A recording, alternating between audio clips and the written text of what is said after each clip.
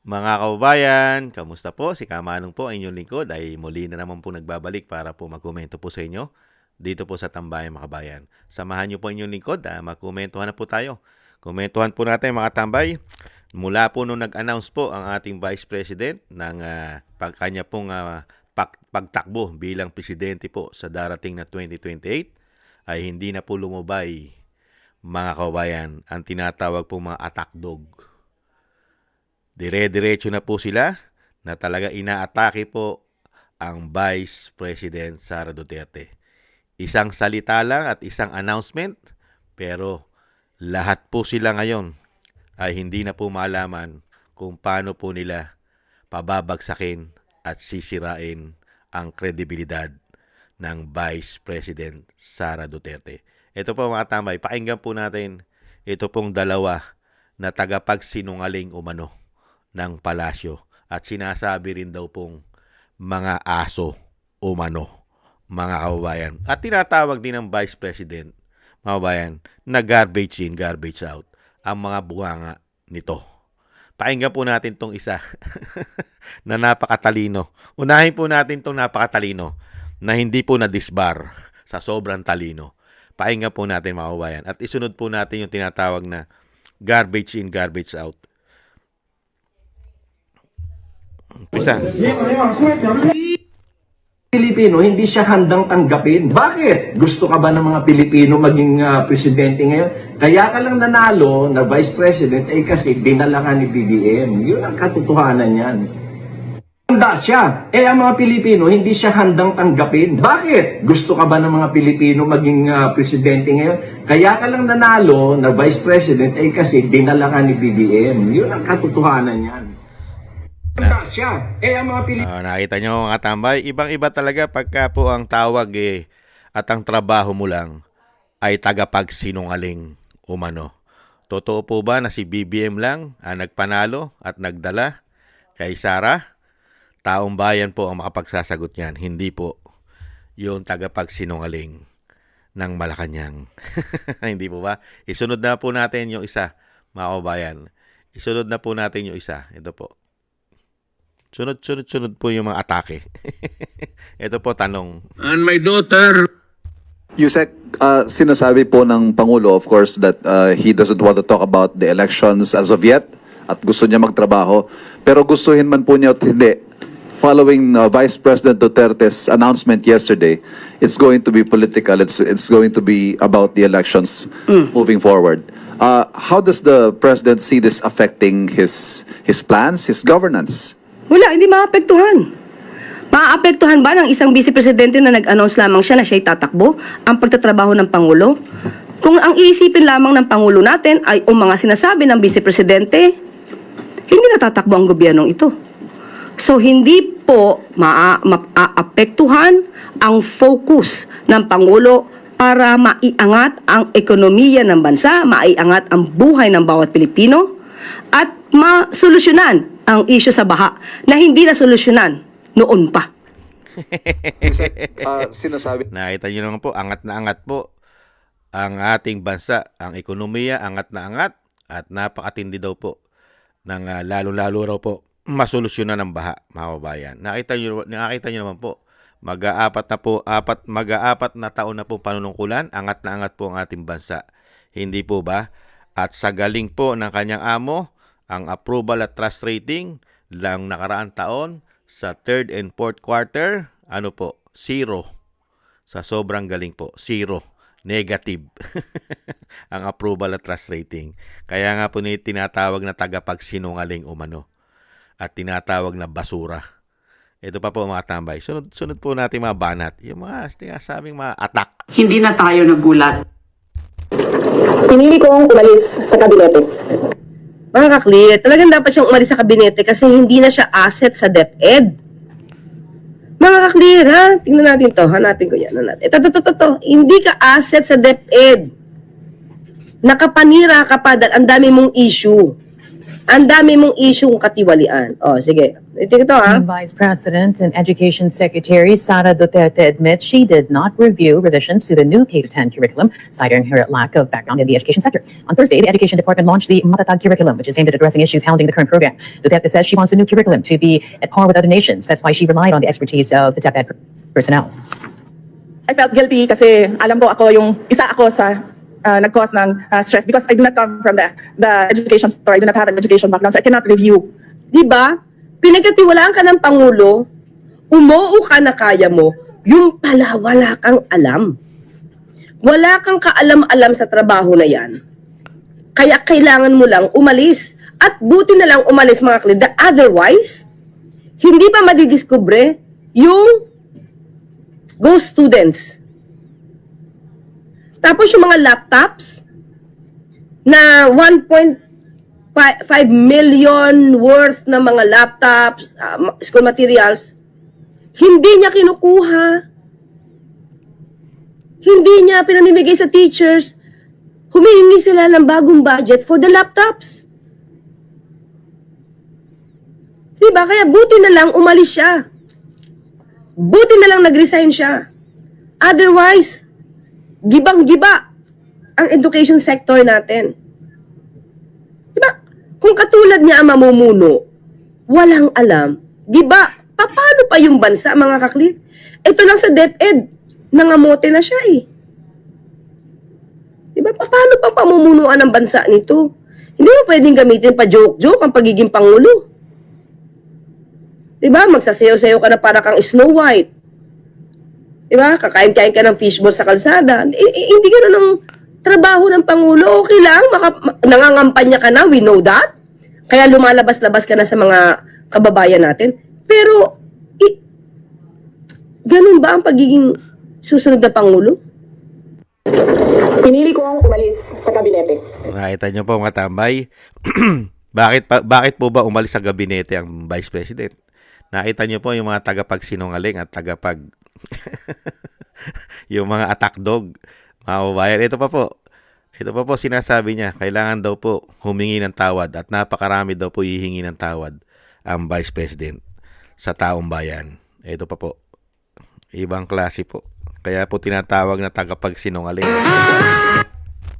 So, ang mga issue pong ito, marami pa po siyang dapat na ihingi ng tawad. Akin pong i-enumerate.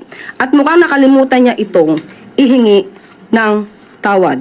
Una po, mas dapat niyang inunang humingi ng tawad sa taong bayan, lalong-lalo na sa mga biktima ng EJK.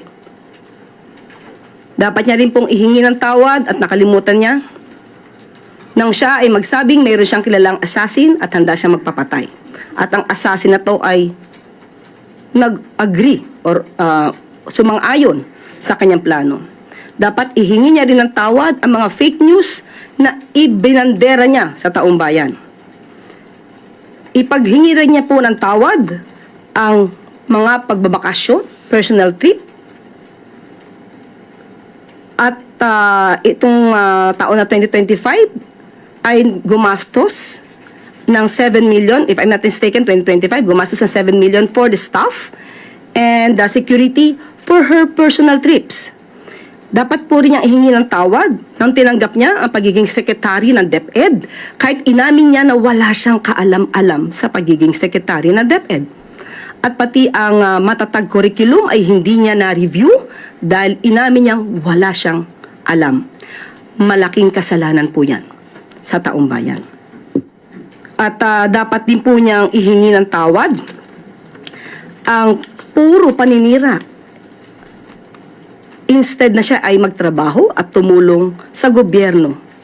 Matatandaan niyo siguro na sinabi niyang siya ay may alam di umano na mapababa ang presyo ng bigas. Pero hindi niya gagawin dahil wala siyang balak tulungan ang Pangulo. Iyan po ay isang kasalanan sa bayan na dapat niyang ihingi ng tawad. Ihingi niya na rin po ng tawad yung mga fake na student vouchers na ngayon ay sabi ng DepEd ay umaabot na sa halagang 200 million pesos. Ihingi niya na rin po ng tawad ang mga panis at nabubulok na pagkain na i-deliver sa mga mag-aaral natin. Pati po yung mga missing school materials na hindi na-deliver sa mga estudyante. Ilan lamang po yan sa dapat niyang ihingi ng tawad sa bayan. Yusek, Senator Risa recently Po ang aking na-print at marami pa po if you will research. Duterte's sluggish typhoon Rai Grabe, no, mga tambay. Ito pa po, may tuloy pa po natin. Meron pa rin po eh. recovery spending. Ayan po ang nangyari. Taong 2021. Hindi niya po makakaila ang mga pangyayaring ito. Kaya huwag niyang ipahid lamang sa Pangulo ang sasabing pagbabaha. Dahil kung meron pong naganap na mga build, at kung talagang walang ghost projects ang dating nakaraang administrasyon, hindi natin mararanasan ang ganitong klaseng pagbabaha. 2018, faced with disaster, Duterte falls from view. Ito po, at the time ay wala at hindi makita ang dating Pangulong Duterte. So, ang mga issue pong ito, marami pa po siyang dapat na ihingi ng tawad. Akin pong i-enumerate. At mukhang nakalimutan niya itong ihingi ng tawad. Una po. So, ang mga issue pong ito, Nakita nyo po mga tambay, talagang gamit na gamit po ang pera ng taong bayan dito po sa tinatawag na tagapagsinungaling umano. Gamit na gamit po ang pera ng taong bayan. At nakita nyo naman po, lahat po ba yan ay nakita po natin yan? Sa kanila natin nakita yan. Hindi po natin nakita yan sa Vice President. Puro sa kanila po nakita yan sa kanilang paglilingkod na mahigit kulang 4 na taon. Ano po ba ang nagawa? Kung sinasabi po nila na ang Vice President ay hindi po marunong at walang kaalam-alam, pero sa kabila nun ay hinahanapan po nila ng trabaho. Katulad po na sinasabing pagbaba ng presyo ng bigas. Wala kang ang bilib eh. Pero gusto mo ibigay yung ideas. Hindi ba? At hindi po tanga bobo ang Vice President at hindi po siya inutil. Nakita niyo naman po, siya lang po ang kauna-unahan sa kasaysayan ng Pilipinas, lalong-lalo po sa pagiging Vice President, na nakapagpatayo at inilapit sa taong bayan ang Office of the Vice President. Hindi po ba?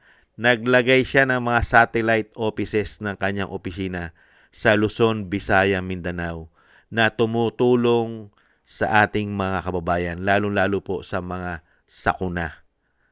Sa kabila ng pinopolitika ang kanyang budget. Ang budget niya ay wala pang 1 billion, mga kababayan. 700 plus lang. Hanggang pinakamalaki na ang 800 plus million. Pero Luzon, Visayas, Mindanao, meron kang opisina. Nakita nyo po, samantalang sila, ang budget po nila, lalong-lalo po yung tagapagsalita. Yung PCO, tumataginting po yan na hindi bababa sa 2 billion para lang po sa ganyang trabaho, mga kababayan. At ito naman po ang sagot ng Vice President, lalong-lalo po sa binibintang po sa DepEd na wala daw pong kaalam-alam ang Vice President. Kaya nga po sila pinagmumure ng Vice President. Hindi po ba? At yung sinasabi rin niya po, bago natin pakinggan yung sinabi ng Vice President, yung sinasabi niya raw pong walang kaalam-alam sa DepEd, ang Vice President, isang abogado, walang alam. Hindi ba niya matututunan yon? Abogado siya. At yung pinalit po ba, ano po ba ang nangyari sa DepEd doon sa pumalit? Abogado rin po yung pumalit. Di po ba napakalaki na issue ng korupsyon sa DepEd ngayon? Hindi po ba? Kasama po sa mga insertion, ang DepEd ngayon, sila ang gara, di ba pumuputok yan sa Cabral Files? At grabe po ang ginawa pong achievement ng DepEd ngayon. Ito pong nakaraan 2025, ilan lang pong classroom ang nagawa sa loob na isang taon? 22 classroom. Napakagagaling po ng kanila pong inilalagay. Lalong-lalo po dyan sa sinasabi niyang DepEd. Napakahusay po nung pumalit. Ubod ng galing. Ganyan po katindi ang tinatawag na tagapagsinungaling umano. At puro basura ang lumalabas umano sa bibig. Pakinggan na po natin ang ating Vice President, mga tambay, kung ano talaga ang nangyari sa ating bansa, lalong-lalo sa sinasabing DepEd, kung sino po ang nakikinabang kaya nilayasan niya ang DepEd, at kung sino po ang nagbigay ng napakalaking problema sa bansa, lalong-lalo po pagdating sa pagnanakaw ng pera ng taong bayan. Iisang pamilya ang tinutukoy, mga kababayan. Pakinggan na po natin. Ang ina Yeah, minumura na po sila ng Vice President nung panahon po na siya ay grabe pong ginagawa na pamumulitika sa kanya. Ito po. ang ina ninyong lahat. Lisa Marcos, naalala mo? Nagpadala ka sa akin ng video. You sent me written instructions. Anong nakalagay doon sa envelope? DepEd! Anong ginawa ko? Binigay ko sa DepEd! Putak na mo ka! Sasabihin niyo sa mga tao, nakaw yan, confidential funds yan. Wala nga kayong isang proof na hindi niyo nga nilabas na wala pang confidential funds, meron ng white envelope. Bongbong Marcos, presidente ka, may speaker ka na involved sa bribery ng Supreme Court justices. May video, may kaso, may witnesses. Hindi mo tinanggal yung speaker mo. Pinabayaan mo siya abusuhin ang pera ng bayan. Namimigay ng pera na para bang kanya, Martin Romualdez, nangangampanya tayo. Nakasakay tayo sa eroplano. Magkatabi tayo. Nagre-reklamo ka, putang ina ka, walang pera. Kasi, ano sabi mo? Giom-om ni Lisa Marcos o BBM ang kwarta. Reklamo ka ng reklamo sa akin. Ano sinabi ko sa'yo? Huwag ka mag-alala. Lahat ng gusto tumulong sa akin, ipapadala ko sa iyo. Kunin mo lahat. Wala ka ng pera. Sabi mo sa akin, okay lang. Pag nanalo kayo, babawiin ko lahat yan. Ang buong akala ko, babawiin mo sa negosyo mo. Legitimate businessman ka naman eh. Nina, pagsira sa kalikasan, media, tanggap ka sa Pogo. Naalis nyo lahat ng kompetisyon ninyo. Naiiwan ang Pogo mo. May nagsasabi pa, tumatanggap ka sa smuggling, sa droga.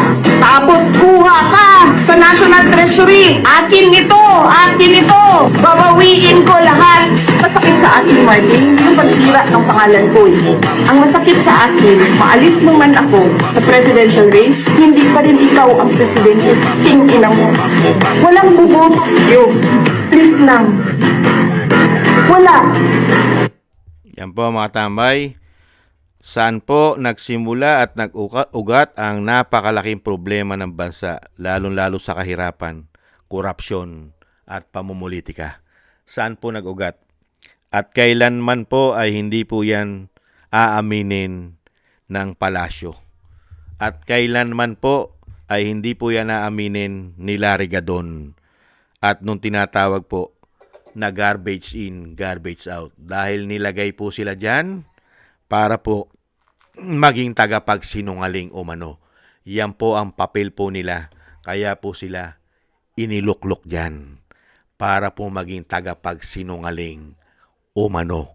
At para daw po, excuse me po, para daw po dun sa sinasabi ng Vice President na yan, tao na yan, kaya nga po, bumagsak ng bumagsak ang ekonomiya ng bansa at bumagsak ng bumagsak ang approval at trust rating ng kanyang amo dahil nga po meron siyang katulad na mga taong kanyang niluklok na katulad nila.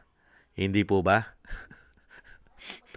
Panay ang banat mo sa Vice President. Alam naman po ng mga Pilipino kung ano mandato.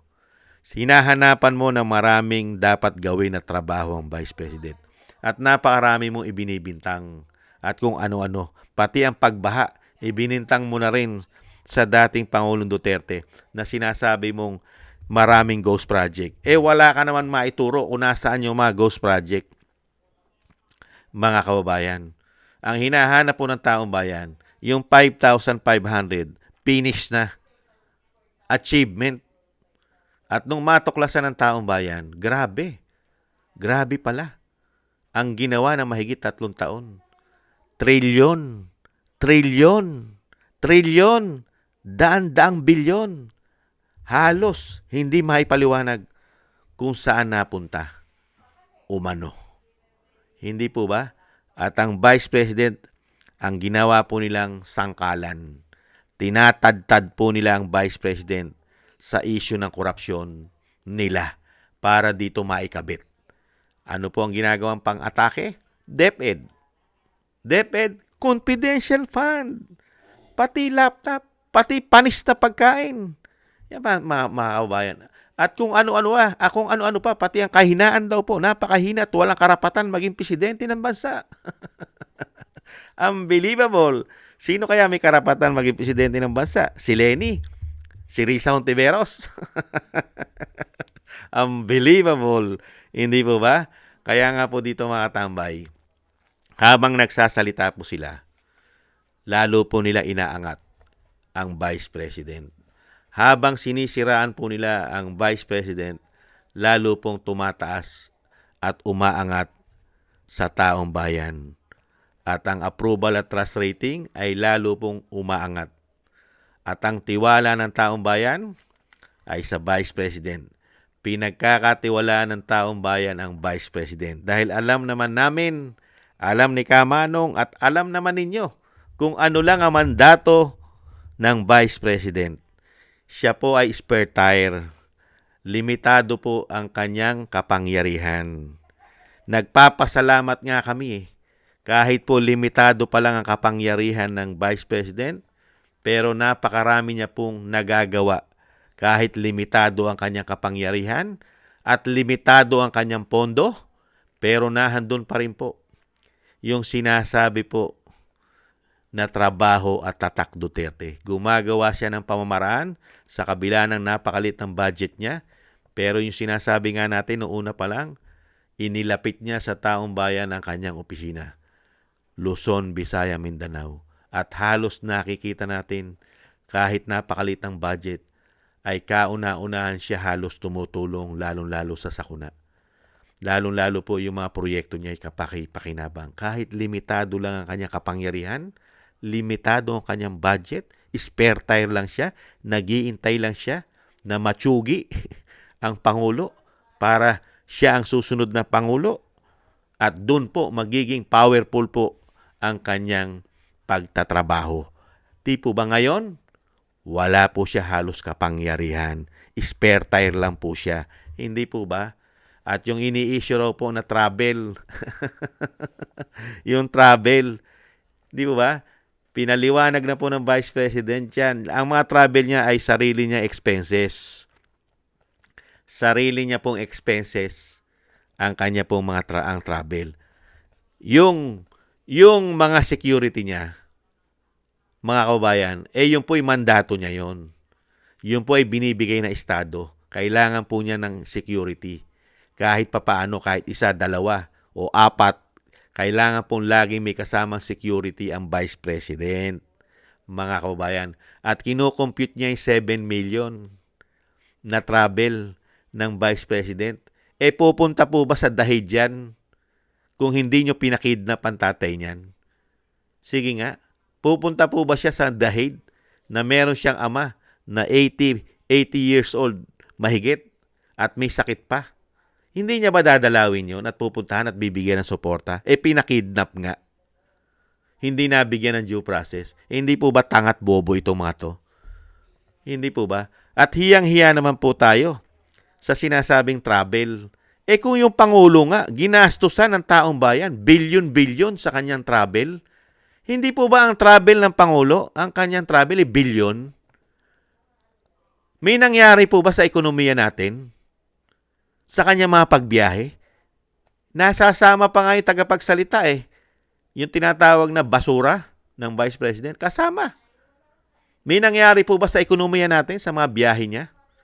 Halos nalibot na po ang buong mundo. May nangyari po ba? Umangat po ba ang ekonomiya natin? Dumami po ba ang turismo sa ating bansa? Hindi po ba wala? Bagsak ang ekonomiya, bagsak ang piso. Walang pumapasok na malalaking investment o investor sa ating bansa. Baon pa tayo sa utang. Tapos sasabihin ng tagapagsinungaling na walang ginagawa raw, puro pagtatrabaho para daw po maiangat ang antas ng mga Pilipino at maiangat ang ekonomiya ng bansa. Nangyari po ba yon? Nangyari po sa salita. Sanay na naman po magsalita at mangako. At sanay lang naman po mambudol sa mga Pilipino umano. Pero mag-aapat na taon po, napakaiksi na po ng panahon nila. Pero wala pa pong naibibigay na ginhawa sa mga Pilipino. Real talk. Kayo po, ramdam nyo yon. Alam nyo sa mga sarili nyo, mga kababayan. Meron po ba kayo naramdaman sa mga pinagsasabi nitong tagapagsinungaling ng Malacanang kasama na si Larry Gadon? Meron na po ba kayo naramdaman sa mga sinasabi nito? Nakaginhawahan na ibinigay nila sa ating bansa? Sige nga. PhilHealth na nga lang na makakatulong sa atin tinanggalan mo pa kinuhanan mo pa ng 60 billion at hindi mo pa binigyan ng subsidy. Yung ba'y sinasabi mong bibigyan mo ng ginahawa at kaluagan ang mga Pilipino? Ninanakawan mo pa nga umano Pati ang Central Bank, how many tons o toneladang ginto ang hindi pa rin nila maipaliwanag kung saan nila dinala. At hindi pa rin nila maipaliwanag kung ano na nangyari sa Maharlika Investment Fund para iangat ang buhay ng mga Pilipino. Hindi po ba? At isang damukal na pagnanakaw at korupsyon sa mga ahensya ng gobyerno. Hindi po ba? Pumuputok ang issue ng korupsyon. Saan? Sa Bureau of Customs, sa BIR, sa DPWH, sa DepEd, di ba? Sa DA, sa Department of Agriculture, at napakarami pang sangay ng gobyerno. Pati AFP, pati Coast Guard. Hindi po ba? Pati pambili ng barko issue. Dahil hindi na ibibili ng barko. At pati AFP may issue rin ng napakalaking bilyon-bilyon. Hindi po ba? Napakarami, halos lahat. Lalo-lalo po ang Kongreso. Grabe po ang issue ng korupsyon. Yan po ba ang makapag-aangat sa buhay ng mga Pilipino at pagpapalago at pag-angat ng ekonomiya ng bansa? Real talk. Di po ba? Ano po nangyari? Sila lang po ang nakita nating umangat ang buhay at guminhawa ang kanila pong pang-araw-araw na buhay at kalagayan sa ating bansa. Nagkaroon po sila ng maraming pasaporte. Yung iba, nagkaroon pa ng golden visa. Yung napakaraming politiko, nagkaroon pa ng mga bahay sa ibang bansa. Hindi po ba? Umangat po ang kalagayan ng mga nanunungkulan sa panahon ngayon. Lalong-lalo kung ikaw ay taga-suporta ng tinatawag na bangag at tinatawag na bongit ng kanyang ate. Napakarami po nilang nakinabang. Pati po makakaliwa. Pati po mga oligarkiya ay tuwan-tuwa. Diba? Kaya nga sinasabi ng Vice President, pati po ang mga masasama. Kinukuhanan na po nila ng kwarta. Smuggler, pulburon lord, at kung ano-ano pa. Pinakikinabangan nila, pati ang pogo, ayon sa Vice President. Hindi po ba? At pinalakas na naman nila ang mga salot ng ating bansa. At kinuha pa yata nilang kakampi ang mga salot ng ating bansa. Hindi kaya ang mga makakaliwa? Hindi po ba gamit na gamit sa mga Duterte? Kaya nga po tayo'y nananalangin at nagdarasal na kamukha po ni Cara David na magkaubos na po ang mga magnanakaw at salot sa ating bansa. Isama na rin po yung mga tagapagsinungaling umano. Mga kababayan. Yan po mga kababayan, ang komento po natin sa mga basura ang lumalabas sa bibig at tinatawag din po mga aso umano at tinatawag din po umano na mga tagapagsinungaling dyan sa Malacanang. Hindi kaya ganyan si Gadon at si Castro, si Claire, na tinatawag din daw pong pinsan, ayon sa Vice President, pinsan ni Franz Castro na convicted at makakaliwa. Hindi kaya, mga kababayan? Thank you po sa nagusto po natin tambayang mga kababayan sa YouTube at TikTok. At ganun din po sa ating mga subscribers. Maraming salamat po sa inyo.